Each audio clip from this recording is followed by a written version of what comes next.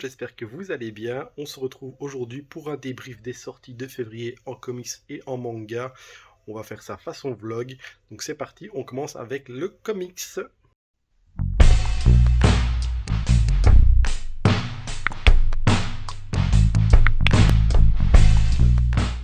Qu'est-ce qu'on a eu de beau? Donc on a eu Superman Infini, tome 1.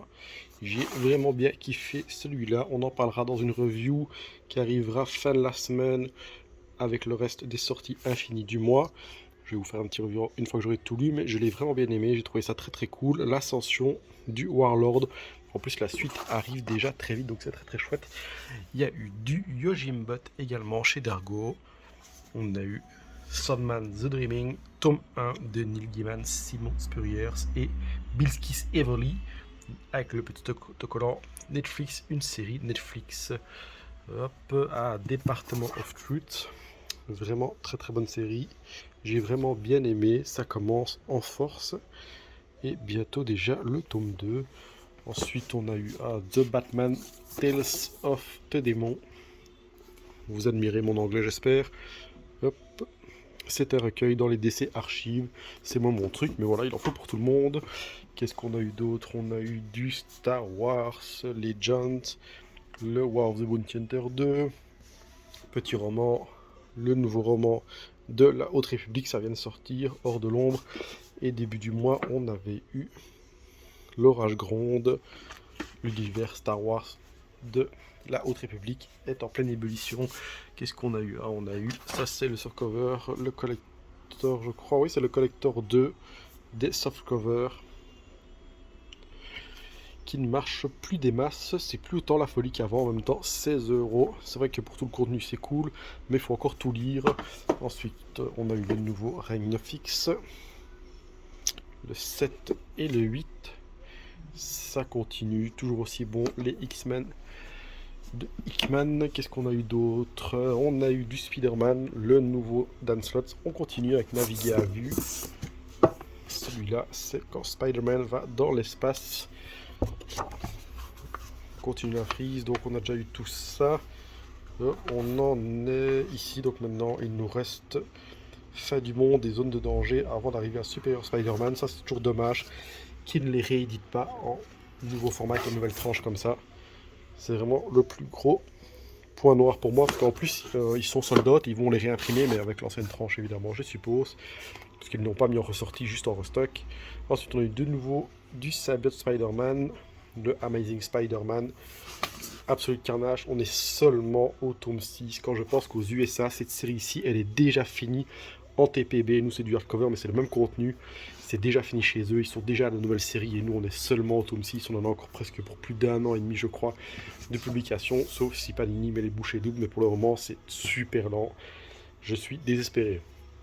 Ensuite on a Wolverine L'arme X Must-Have, un Must-Have hyper culte, franchement pour 15 euros ou 16 euros je ne sais plus, c'est vraiment à lire. Seul petit point noir pour certains, la colorisation qui peut prêcher, parce que c'est assez ancien, donc la colo faut s'y faire. Moi je l'avais lu à l'époque quand c'est sorti.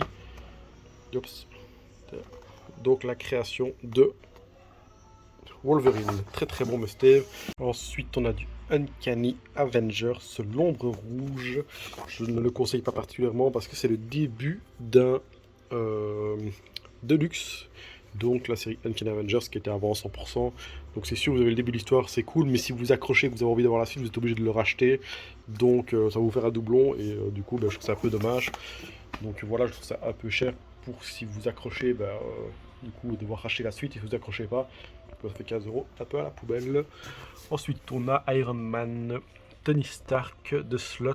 J'adore Dan Slott sur Spider-Man, mais j'ai détesté son run sous Iron Man. Est-ce que vous l'avez lu? Est-ce que vous aimez bien le run de Tony Stark Iron Man, donc de Slot sur Iron Man? Dites-moi en commentaire. Ensuite Uncanny Avengers, justement c'est cette série-ci. Donc là on est au volume 3 en Deluxe. Donc ça c'est cette série-ci qui se retrouve là-dedans. Ensuite qu'est-ce qu'on a eu d'autre? On a eu du Les Gardiens de la Galaxie volume 3. Hop. Le troisième tome des Gardiens.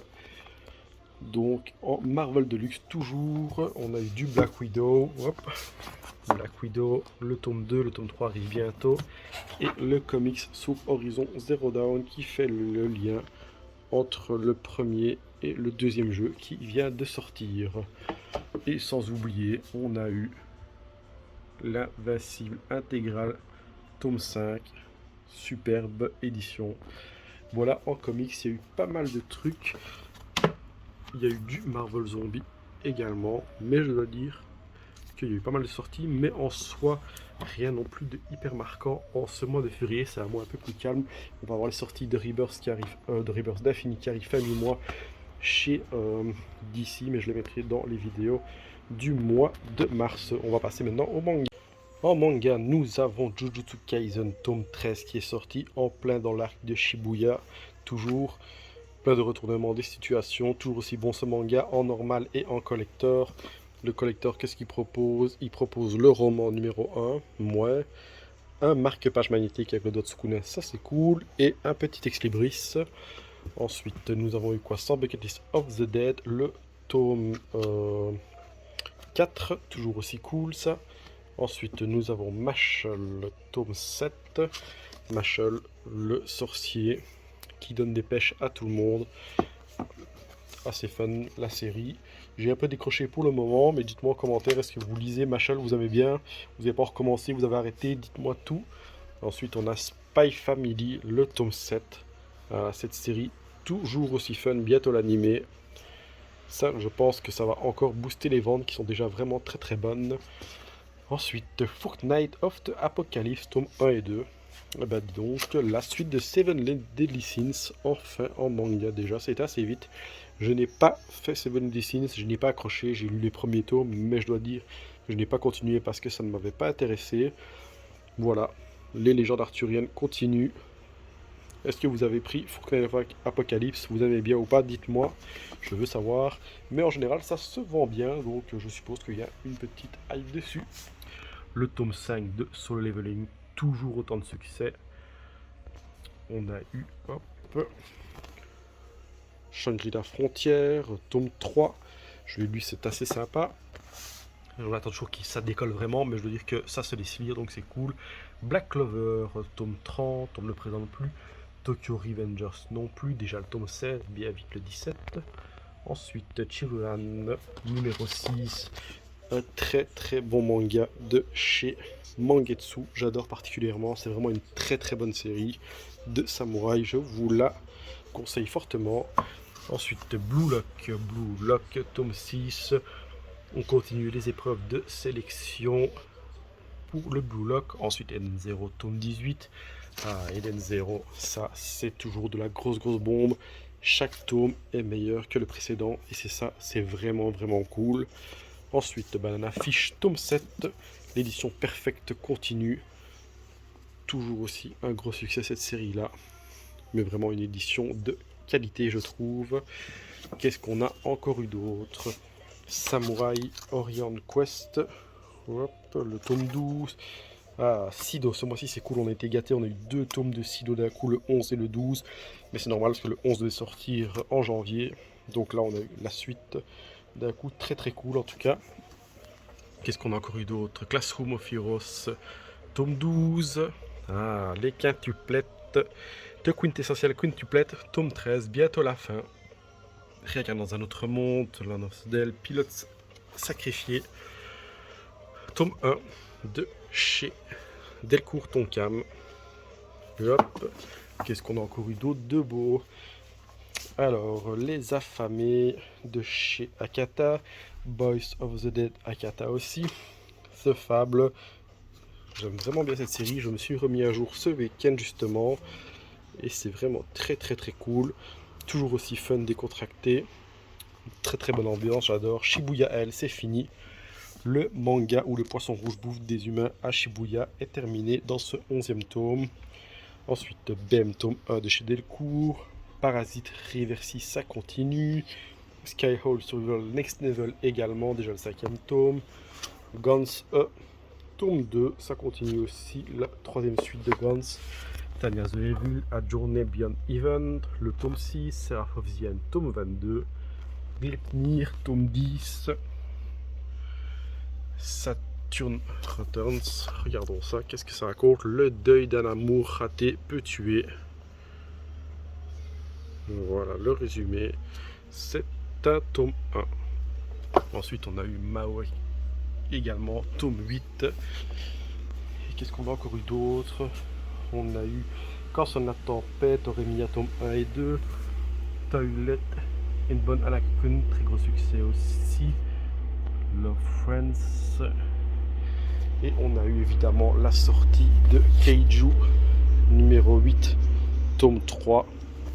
C'était début février, énorme succès ce manga, c'est une dinguerie, j'aime beaucoup. Bien vite déjà le tome 4.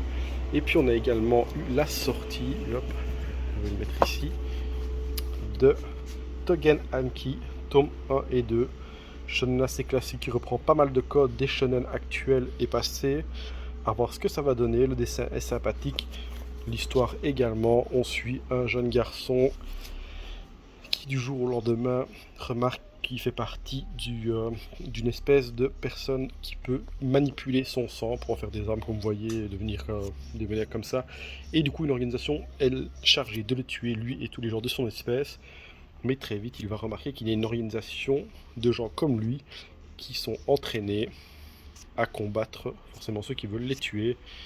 Et donc il va se retrouver à l'école des Oni, si je dis pas de bêtises, c'est comme ça que ça s'appelle. Oui voilà, c'est ça, les Oni. Et du coup on va suivre son apprentissage dans l'école des Oni. Donc voilà, titre sympa, dessin sympathique, à voir ce que ça va donner par la suite. Mais pour le moment, si vous aimez bien le shonen sans complexe, Toganaki c'est pas mal. Voilà, on a fait des sorties du mois, donc de tout ce qui est arrivé. La suite arrive, donc fin de semaine, il y aura sur les titres infinis. Début mars, on va retrouver quelques reviews sur Batman, vu que le film va sortir au cinéma le 2 mars, le premier en avant-première. Et également, il y aura la vidéo 5 comics que je vous recommande sur Batman. Donc voilà, ça sort aujourd'hui lundi. Fin de la semaine, vendredi ou dimanche, vous aurez les titres infinis de février, la review. Et la semaine prochaine, vous aurez 5 titres à lire sur Batman. Merci à tous et à bientôt.